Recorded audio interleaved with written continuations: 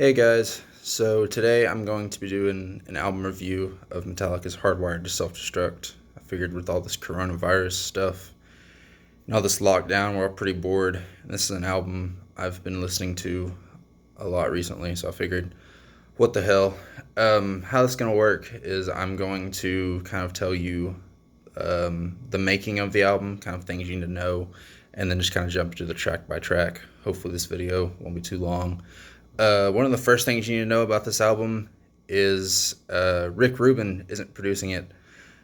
I know people had a lot of complaints with Death Magnetic and that it was just unnecessarily loud and in your face. This album isn't that way. It's got a nice polish on it, but it's not like too polished, if that makes sense. It's got this, it's very like warm sounding album as opposed to Death Magnetic. You know, a lot of, like I said, a lot of people said unnecessarily loud, just unnecessarily in your face. The other thing that you need to know about this album is kind of odd, but Kirk apparently had a lot of ideas for this album, you know, riffs, interludes, you know, bridge riffs, you know, things like that. And apparently he lost his phone that had all of his ideas and all his riffs on it. So the only thing that he contributed to this album was solos, and I know traditionally he at least brings a couple ideas to the table, and we're going to talk about his solos later. So yeah, with those two things in mind, also at the end of the video, we're gonna kind of talk about, you know, if this album was worth the 8-year wait. You know, 8 years between Death Magnetic and Hardwired to Self-Destruct. So we're gonna kind of discuss if it was, you know, worth waiting 8 long years for this record. So let's just kind of jump into the tracks. The first song on the album is called Hardwired, and it's a very good song. It's a very good first single. It's very quick. One of their shorter songs. You know, Metallica doesn't really write short songs. Very good song. Very good opener. Very good first single. The Kirk solo, is really good. I wish it was a little longer, but you know, with a short song, you can't really have a long solo. Very good song, very, you know, hits you in the face in the best way. Very good introduction to the album. Song number 2 is called Atlas Rise. This is also a very good song. I very much like the kind of the vocal rhythm. It makes it very unique. You know, you've got some mythology in there about Atlas and holding up the world. Very good, unique song. I think the rhythm of this song is fantastic, and the lyrics are very good. Kirk's solo is something on this song that I wanted to kind of take a little side note on. So we mentioned earlier that the only thing that Kirk brought to this album was solos. And not only is that the only thing that he brought to this album, but he had mentioned that him and the producer, Greg Fidelman, kind of wanted to experiment or, yeah, take an adventure of in the moment kind of solos, kind of, you know, don't think about it a lot, just kind of do it a lot and just kind of do it and not a lot of takes. Just kind of experiment with, you know, what you're feeling in that moment as a solo. And it doesn't really work out too well. This solo in particular is it's just kind of very meh. It's kind of very boring. I'm not really one to complain about the wah pedal, but the solo is kind of all wah pedal, and Kirk's solos stuck out to me a lot on this album, and not necessarily for good reason. But there are some good solos, and we'll get to that. Next song on the album is called "Now That We're Dead," and right off the bat, you get the sense that this album has some variety. It's not all thrash metal. It's not all one style of music. It's matter of fact, it kind of, I don't want to say it pays a tribute to like all their eras, all their styles of music, but that's kind of what you get the sense of. And starting with "Now That We're Dead," very Black Album-ish. This the song has the riff is very kind of groove heavy. It's kind of based around the song is kind of based around a riff. Very very reminiscent of the Black Album. I like the lyrics a lot.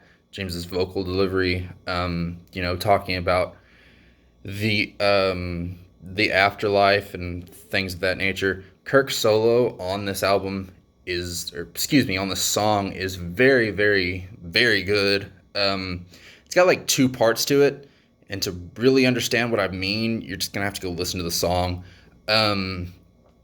Yeah, very, very good solo. Just one of the highlights on the album. I like Lars's little drum intro. Nothing too complex, especially from Lars nowadays, but it's very good. It's a very solid song. One of the highlights of the album. Next song, track 4, is called "Moth into Flame," and getting back to kind of that thrashier, still melodic style. The intro is very good. Yeah, the lyrics are about just kind of fame and how it sucks you in. It can make you a different person than what you were. Kind of leads you down the wrong path. Lyrically, it's very, very good. And then the chorus hits in, and oh my gosh, that the chorus is so melodic. Oh my gosh, it sounds so good. The solo is nothing too special, but yeah, that chorus really gets me like every time. One of, if not my favorite song on the album. Next song on the album is called "Dream No More," and just to get right down to it, this is probably my least favorite song on the album. It's James is doing a bit of a vocal effect through through the whole song, and sure, the song is like slow and heavy, kind of thing that should not be kind of style, but it just kind of lacks energy. The solo's decent, but it's just kind of, it's not very memorable. The song is just kind of boring. The song just kind of happens, and then you move on. And the sixth track on the album, something I totally forgot to mention. Sorry, guys. This is a double album. I'm not really familiar with double albums, but yeah, 6 songs on each disc. It's a double album. The 6th song on the album closes out disc 1. Is called "Halo on Fire," and this is a very, very good song. I kind of don't know how to approach this as the end of disc 1, or if I just call this track 6 on the album. Either way, it's very good. It's got one of Kirk's better solos. James singing on this song is phenomenal. The lyrics are good, but yeah, James singing on the song is phenomenal. During the verse, James sings over some clean guitar, and then for the chorus, it hits in with the heavier riff. Now what I'm about to compare it to, like, don't hate me. This isn't a knock at all. But it kind of reminds me of the title track of Saint Anger. Kind of early 2000s music, rock, metal, I guess rock in particular, but you sing over a clean verse riff, and then the chorus is you hit it with the heavier riff. Um, with that being said, it just kind of reminded me of it. It's not a negative. It doesn't bring the song down. It just kind of reminded me of like what bands did in like the early 2000s. Very good song. Very good way to wrap up disc one, I suppose. Like I said, James's vocals on this song are amazing. The kind of send off that this song gives at the end is very good. Kirk's solo is very good. Um, so disc two, um, what am I saying?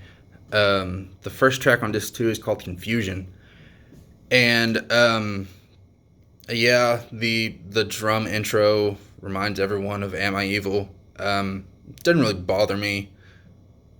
Lyrically, this song is about, excuse me, this song is about PTSD and like soldiers coming home from war.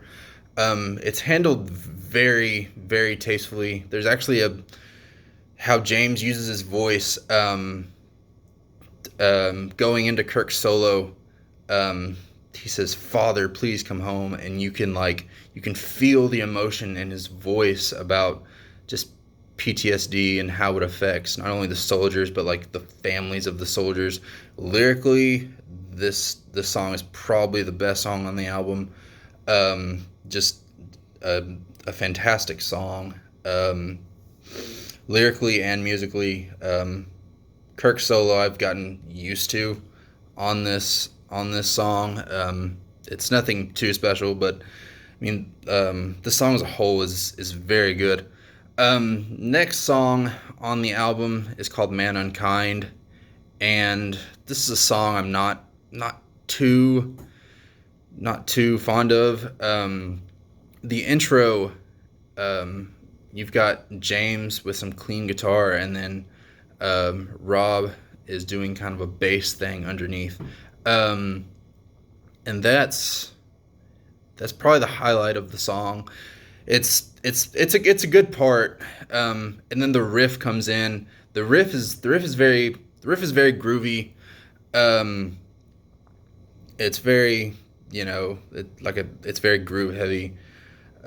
Sorry if I'm repeating myself. But when you think about that's a Metallica riff,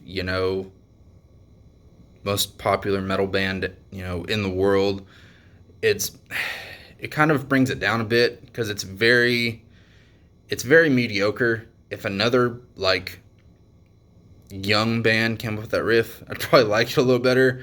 But to think that it's a Metallica riff is kind of meh. The lyrics are pretty good.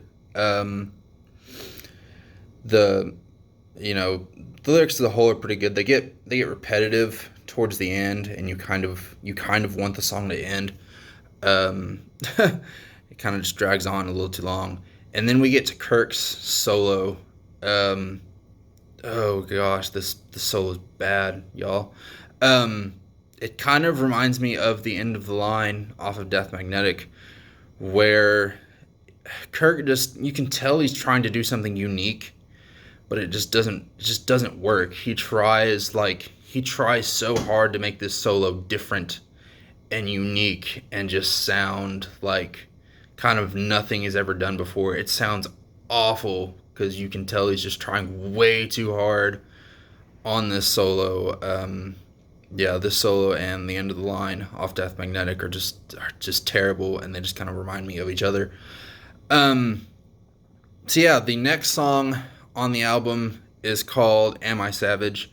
And this song took me a while to get used to, but once I kind of got used to it, it's a very good song. I like it a lot, and kind of kudos to Metallica for doing kind of something that sounds different, especially at this point in their career. The the riff, the kind of um, the main beginning riff is very like chunky, but it carries that groove so well. Kind of the transition between the clean guitar and the heavy riff is pretty good. Once again, Kirk's solo isn't too impressive. I can't stress enough how much I noticed Kirk's solos on this album, but it's a very good it's a very good song. It's different and it might take you some getting used to, but it's a very good song. When all is said and done, yeah, the lyrics are pretty good.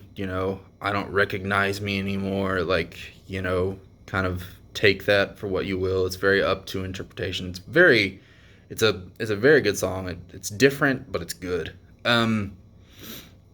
Next song on the album is called Murder One, and this is basically a tribute to the late Lemmy Kilmister of Motorhead.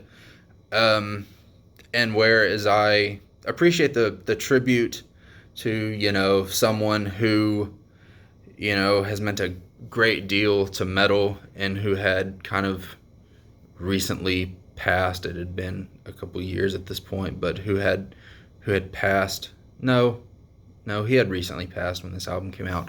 I'm just not a real big Motorhead fan, and I know that this song is kind of loaded with a bunch of Motorhead references. I kind of skip this song because of that fact. I kind of said at the beginning or a little bit ago that Dream No More is my least favorite song on this album. But when I'm listening to this album and Murder One comes on, I kind of just skip it every time because I don't connect with the song as well as I should have, if I was a Motorhead fan.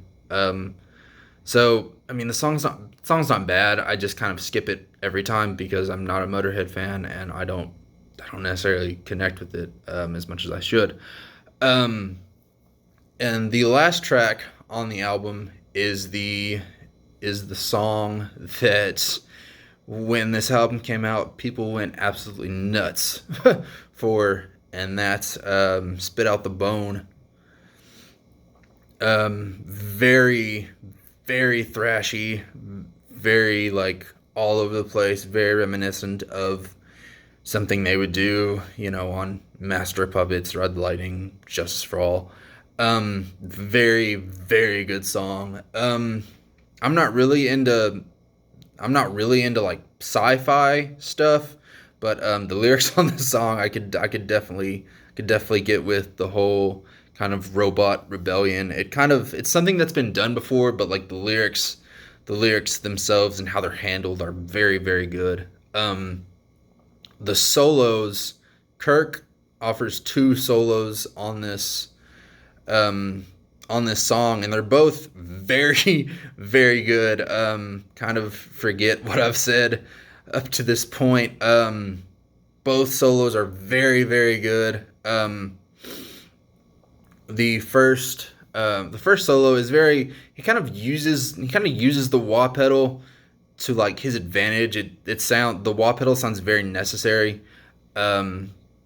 It's very good. And that second solo, the second solo just kind of takes you home. Just kind of drives it all home as kind of the last few moments that you hear on this album, and it's very good. It can stand side some of his best solos, some of his best work in Metallica. Very, very good solo with a lot of, it's very, very fast. It's got a lot of meaning. It does a lot of things. It's a very good way to end the album. So